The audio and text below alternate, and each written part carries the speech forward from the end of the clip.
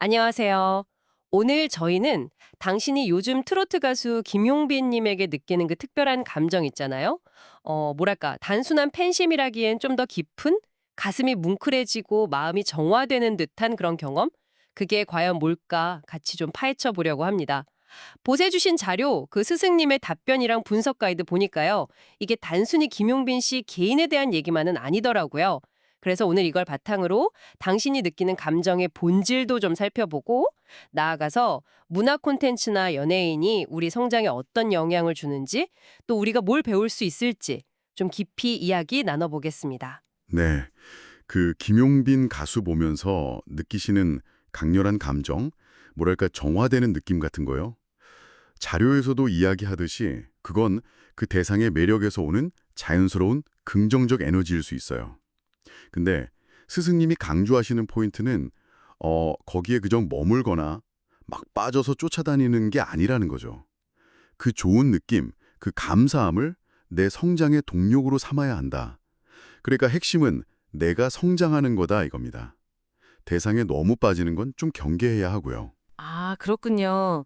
그러니까 좋다 이 느낌에서 멈추는 게 아니라 이걸 내 성장의 연료로 쓴다는 관점? 되게 흥미로운데요.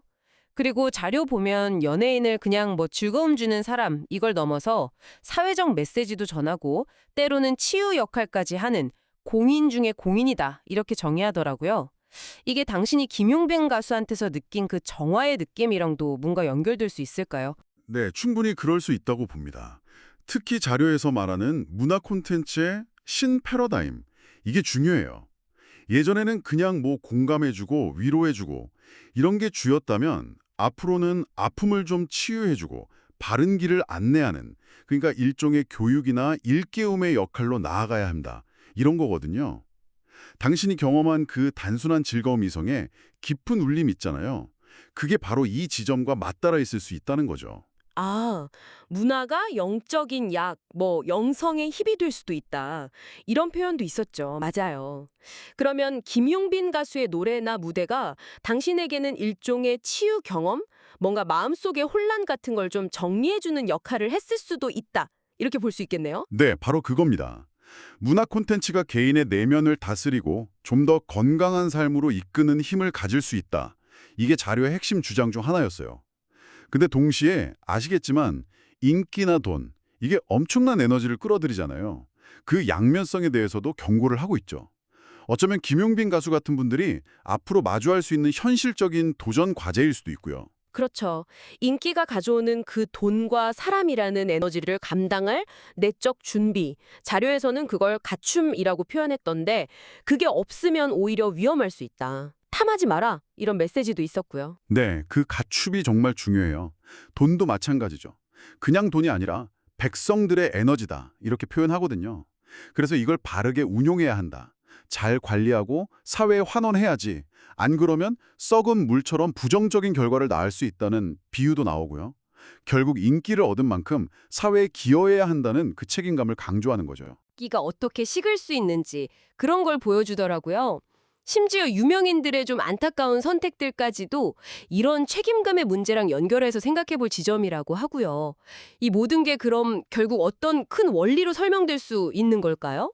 자료에서는 이 모든 걸 방편이라는 개념으로 묶어서 설명합니다. 이게 핵심 같아요. 당신이 김용빈 가수를 보면서 느끼는 그 좋은 감정, 아니면 뭐 누구의 뛰어난 노래 실력, 그림 솜씨, 혹은 좋은 환경이나 만남 같은 거 있잖아요. 우리에게 주어진 모든 재능이나 기회들, 이런 것들이 그 자체로 목표가 아니라는 거예요. 전부 당신의 공부, 그러니까 개인의 성장을 위한 수단, 도구, 즉 방편에 불과하다는 거죠.